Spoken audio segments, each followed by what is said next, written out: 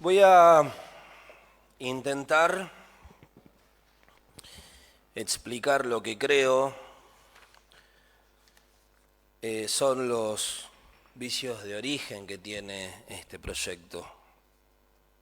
Este paquete de proyectos. Voy a intentar, para explicarlo, ser lo más contextual posible. Voy a ser tan contextual que en algunos casos me voy a aferrar hasta la fecha. ¿En qué contexto presentan este y los siguientes proyectos que vamos a tratar? En un contexto de profunda estigmatización y criminalización para las comunidades. Profunda. ¿Cuándo comienza y por qué digo esto? El 8 de enero volvía de la cordillera a Trelew y me cruzo en el camino, concretamente en Los Altares, una tanqueta de guerra. Una tanqueta. Estaba anunciado por parte del gobierno el desalojo en Parque Nacional Los Alerces, una Traffic o un mini colectivo con muchísimas fuerzas de seguridad que iban camino, como dije, al Parque Nacional Los Alerces a efectivizar un desalojo solicitado por un juez federal. Cuando intentaron desalojar, la comunidad ya no estaba presente. Y estoy contando algo que saben todos, pero lo voy a contar igual. ¿Por qué no estaban presentes? ¿Por qué no estaba presente la comunidad? Hay dos hipótesis respecto de por qué ese desalojo o ese intento de desalojo termina encontrándose con un escenario vacío. Hay una hipótesis que se acercaría más a lo que intentaron instalar, que es la de un repliegue táctico. Es una hipótesis de guerra ante un grupo terrorista, ¿no? Porque construyeron una narrativa peligrosísima de un grupo de terroristas, un grupo armado, casi unas FARC colombianas en la cordillera chubutense, rionegrina y neuquina. Una narrativa que solamente se la pueden llegar a creer en Capital Federal. La otra hipótesis, que es la que menos gusta porque es la que menos sirve, es que la comunidad en el marco de su pacifismo toma la decisión de retirarse para evitar exponer a niños, niñas, que aunque sean mapuches, créanlo, siguen siendo niños y niñas. Y adultos mayores, aunque sean mapuches. Increíble. Hace un esfuerzo denodado el gobierno por construir esta narrativa de unas FARC chubutenses, la RAM, Resistencia Ancestral Mapuche. Un nombre fantástico solamente sería creíble en Hollywood o en la cabeza de Patricia Bullrich. Solamente. Conducida por su líder, un personaje oscuro que aparece oportunamente en los momentos en los que Patricia Bullrich necesita que aparezca. John Iguala, algo así como un subcomandante Marcos, ¿no? Para los que no saben, el subcomandante Marcos lideró la resistencia en México en favor de las comunidades indígenas.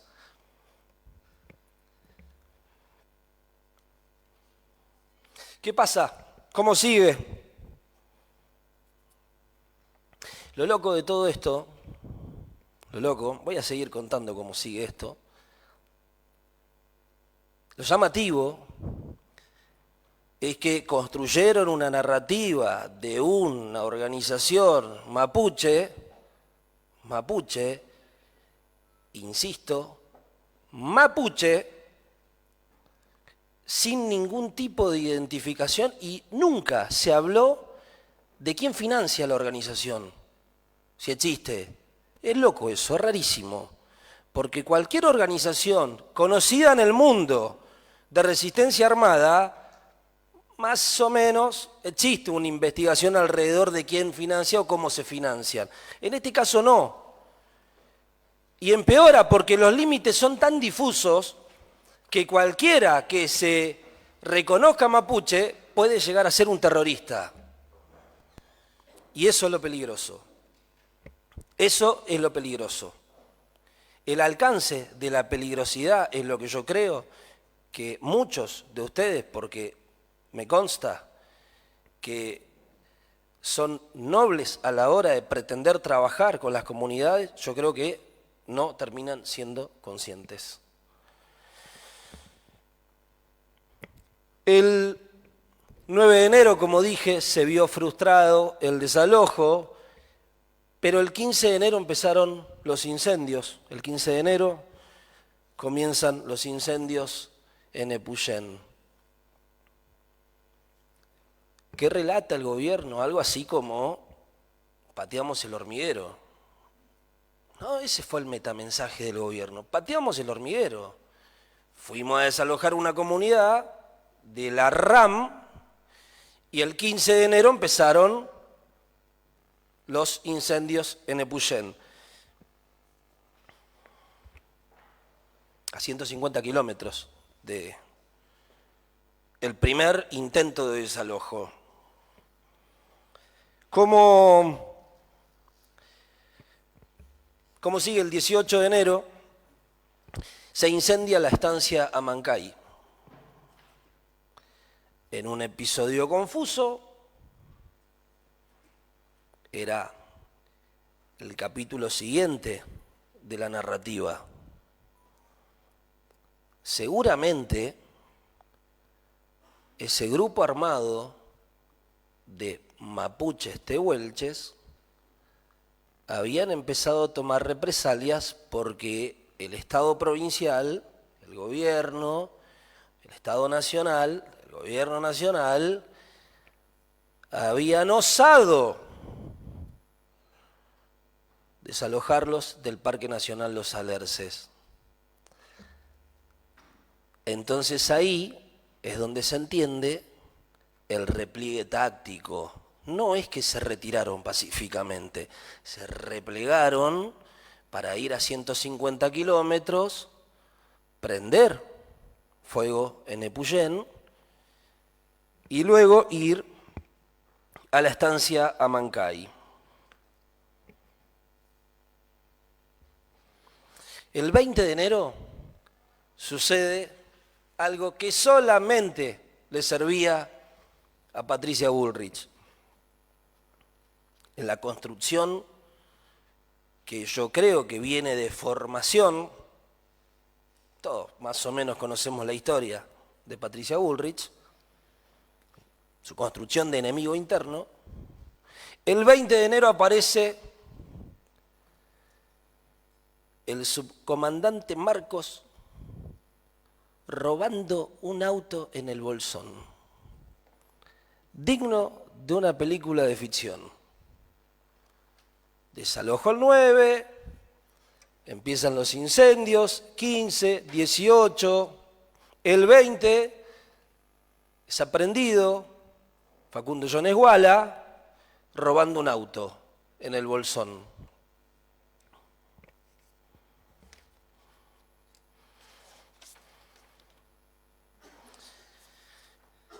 ¿Cómo sigue la historia entretenida? El 28 de enero, otro incendio más.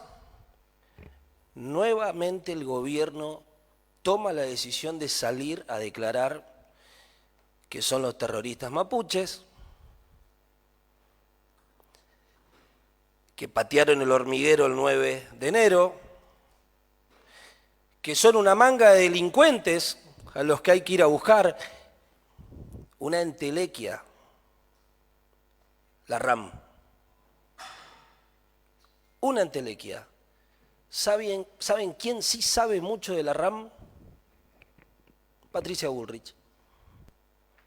Patricia Bullrich. El 30 de enero se incendia Machine Ahogado. El Estado, en el medio de todos los incendios,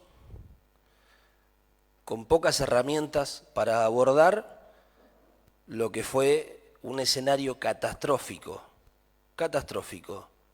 con el gobierno nacional dedicado completamente a otra cosa, con declaraciones del gobierno que decían que eran grupos terroristas que habían estado siempre protegidos o bajo el amparo del peronismo. Miren qué loco esto. Del kirchnerismo. Siempre los protegieron. Ahí está, lo vamos a ir a buscar. ¿Por qué? Porque es la FARC cordillerana. El 4 de febrero, importantísimo el 4 de febrero, que aparece un video de Facundo Yoneguala reivindicando los incendios. Un video de Facundo Yoneguala. ¿A quién le sirve ese video? Solamente a Patricia Bullrich. Lo dije, personaje oscuro, sospechado de servilleta. El 11 de febrero, conferencia de prensa del gobierno.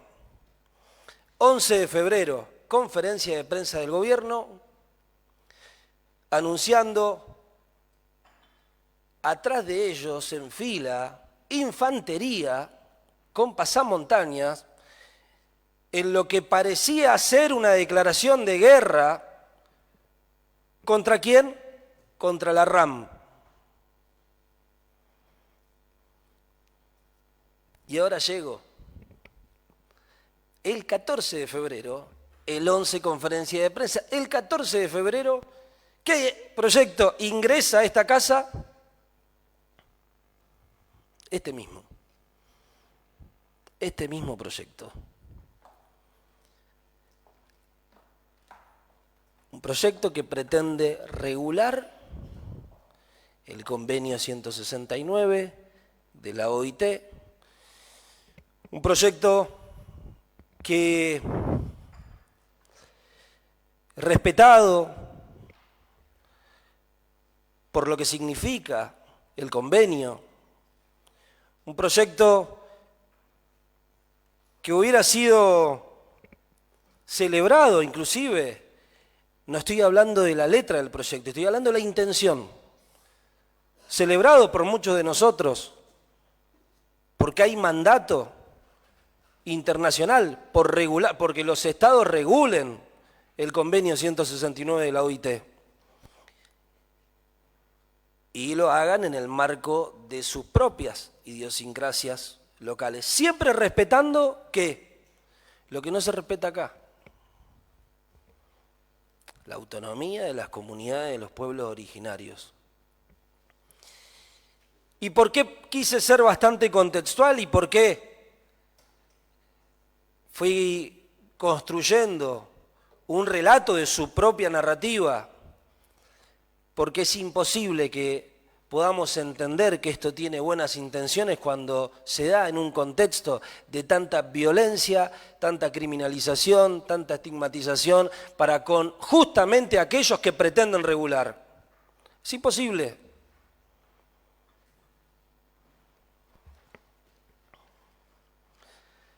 ¿Cómo pretenden dialogar con las comunidades? ¿Qué conversación se van a dar con las comunidades? Porque ¿saben qué es lo peor? Hablando de privilegios, la soberbia de la dirigencia política, que sabe también con quién ser soberbio y con quién no ser soberbio. Porque esta gestión legislativa llevó adelante un proceso de redacción de un código, por fin un código electoral, y lo hicimos en el marco de 8 encuentros, convocando en una agenda exclusivamente político-partidaria a todos los actores relacionados con la política. Porque cuando pretendimos, y lo logramos, reformar, modificar el Código Procesal Penal, ¿lo hicimos en soledad? No.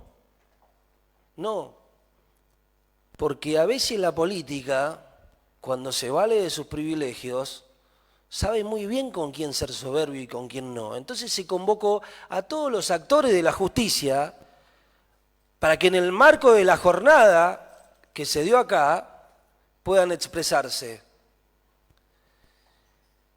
Y recuerdo también cuando se ingresó un proyecto en esta casa que pretendía ser de reforma de la Ley Integral de Niñez, pero se comprendió, y lo hizo mi compañera de bloque, que antes de reformar la Ley Integral había que llevar adelante un análisis. ¿Con quién? Con los actores involucrados en la niñez. Un análisis de la ley que va a determinar, una vez concluido, si esa ley es pasible de ser modificada o no. Bien qué soberbia que estamos manejando hoy. Desde 27 púlpitos diciéndole a las comunidades de qué manera las vamos a regular, de qué manera se van a registrar, de qué manera vamos a conformar una comisión de tierras, de qué manera se van a inscribir.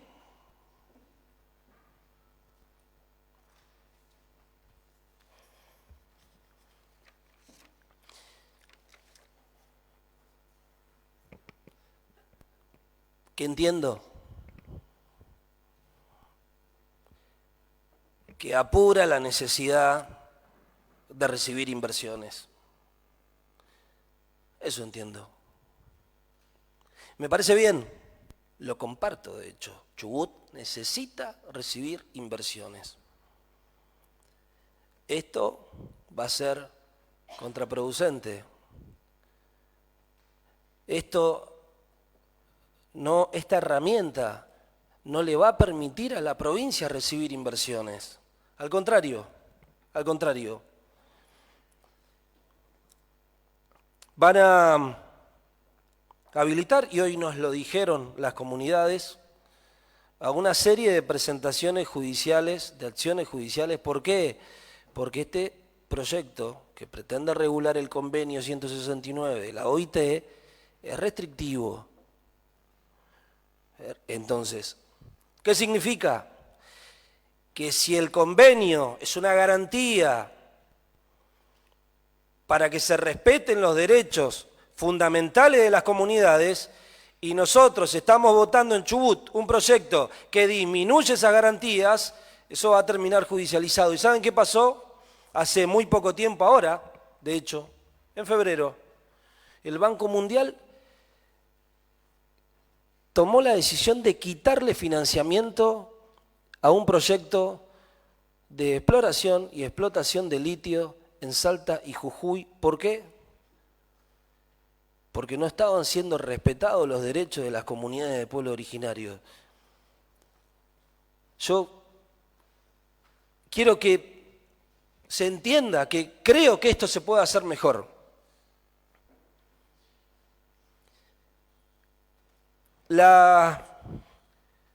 Los derechos, la Corte Interamericana se ha expresado en reiteradas oportunidades y de hecho ha condenado a la Argentina